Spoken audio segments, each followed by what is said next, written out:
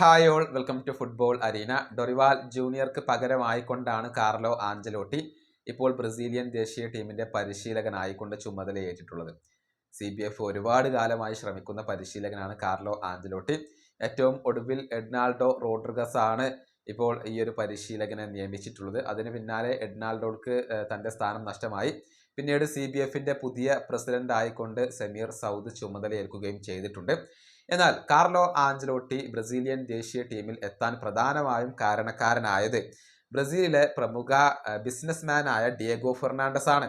അതായത് Diego Fernandez എഡ്നാൾഡോയുടെ സുഹൃത്താണ്. അതുപോലെ തന്നെ നെയ്മർ ജൂനിയറുടെ പിതാവിന്റെ സുഹൃത്തൊക്കെയാണ് ഡിയേഗോ ഫെർണാണ്ടസ്. വളരെ പ്രശസ്തനായ ബിസിനസ്മാൻ ആണ്. അദ്ദേഹമാണ് CBFനും കാർലോ ആഞ്ചലോട്ടിക്കും ഇടയിൽ ഒരു ഏജന്റ് ആയിക്കൊണ്ട് പ്രവർത്തിച്ചിരുന്നത്. പക്ഷെ ഇക്കാര്യത്തിൽ ഇപ്പോൾ CBFന് ഒരു പണി കിട്ടാൻ സാധ്യതയുണ്ട്. അതായത് ഡിയേഗോ ഫെർണാണ്ടസ് യഥാർത്ഥത്തിൽ ഒരു ബിസിനസ്മാൻ മാത്രമാണ്, അതല്ലാതെ ഒരു ലൈസൻസ്ഡ് ആയിട്ടുള്ള ഏജന്റ് അല്ല.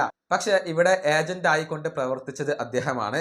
കാർലോ ആഞ്ചലോട്ടിയെ എത്തിച്ച വകയിൽ അദ്ദേഹത്തിന് CBFൽ നിന്നും 1.2 മില്യൺ യൂറോ ലഭിച്ചു എന്നാണ് റിപ്പോർട്ടുകൾ. ഇത് ഇപ്പോൾ അന്വേഷണത്തിന് വിധേയമായിട്ടുണ്ട്.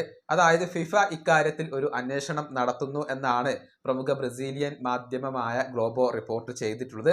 കാരണം ഡിയേഗോ ഫെർണാണ്ടസിന് ഇങ്ങനെ ഒരു ലൈസൻസ് ഇല്ല. അതുകൊണ്ട് തന്നെ അദ്ദേഹം ഇങ്ങനെ കാർലോ ആഞ്ചലോട്ടിക്കും CBFനും ഇടയിൽ പ്രവർത്തിച്ചതും ഈ ഒരു പണം കൈപ്പറ്റിയതും ഇല്ലീഗലാണ്. ഇത് ഇല്ലീഗലാണ് എന്ന് തെളിഞ്ഞു കഴിഞ്ഞാൽ തീർച്ചയായും ഫിഫ അവിടെ ഒരു നടപടി എടുക്കും. പ്രത്യേകിച്ച് CBFനൊക്കെ ഈ ഒരു നടപടി ഏൽക്കേണ്ടി വന്നേക്കും എന്നുള്ളതാണ്. ഏതായാലും ഫിഫയുടെ അന്വേഷണം ഏത് രൂപത്തിലാണ് പുരോഗമിക്കുക എന്നുള്ളതാണ് ഇനി കാണേണ്ട കാര്യം. വീഡിയോയുടെ അവസാനിപ്പിക്കുന്നു. അടുത്തൊരു വീണ്ടും കാണാം.